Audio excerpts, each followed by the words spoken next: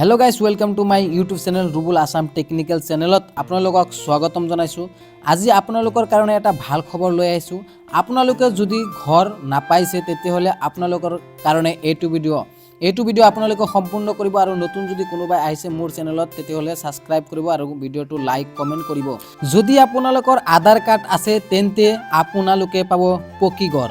আপুনি এইবাৰ পাব পকি ঘৰ। ঘৰ নোপোৱা নাই যদি এইটো আপোনাৰ কাৰণে ভাল খবৰ। যদি আপোনালোকে ঘৰৰ কাৰণে আবেদন কৰিছিলে তেতিয়াহলে আপোনালোকে 100% পাব পকি ঘৰ।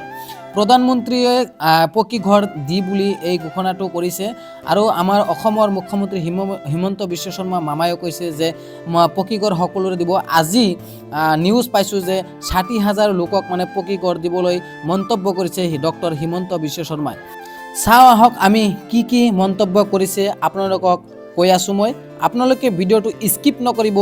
যিকেইটা কথা ডক্টৰ হিমন্ত বিশ্ব শৰ্মাই প্ৰচাৰ কৰিছে বা কৈছে আপোনালোকক সেই কথাখিনি গুৰুত্ব সহকাৰে আপোনালোকে শুনিব। প্ৰথমতে চাওক, জিলাই প্ৰদান কৰা হ'ব পকি ঘৰ। ডিচেম্বৰ মাহত 60,000 পৰিয়ালে লাভ কৰিব লাগিব PMAY ৰ পকি ঘৰ। যদি নহয় তেতিয়াহ'লে এইটো ব্যৱস্থা লোৱা হ'ব। যোগ্যজনক ঘৰ প্ৰদান কৰি শেষ কৰিব নোৱাৰিলে পঞ্চায়ত সচিবৰ বিৰুদ্ধে গ্ৰহণ কৰিব ব্যৱস্থা। তাৰমানে পঞ্চায়তৰ আণ্ডাৰত ঘৰবিলাক আহিব, যদি নহয় তেতিয়াহ'লে ব্যৱস্থা লোৱা হ'ব। চৰকাৰে এইটো ঘোষণা কৰিছে। কোনো মানুহে যাতে কেঁচা ঘৰত থাকিব নালাগে সেয়া সুনিশ্চিত কৰিব চৰকাৰে। তাৰমানে কোনো মানুহে যাতে কেঁচা ঘৰত নাথাকে সেইটো ঘোষণা কৰিছে চৰকাৰে। বিভাগীয় মন্ত্ৰী ৰঞ্জিত দাসে ঘোষণা কৰিছে। আৰু জিলাই প্ৰদান কৰা হ'ব পকি ঘৰ। প্ৰত্যেকটো জিলাই মানে পকি ঘৰ দিয়া হ'ব আপোনালোকক। তো এইটো খুবেই ভাল খবৰ। আৰু ডিচেম্বৰ মাহৰ ভিতৰতে সম্পূৰ্ণ কৰা হ'ব চৰকাৰী ঘৰৰ প্ৰদান কাম। আৰু চৰকাৰী ঘৰৰ ডিচেম্বৰ মাহৰ ভিতৰতে সম্পূৰ্ণ কৰা হ'ব বুলি কৈছে।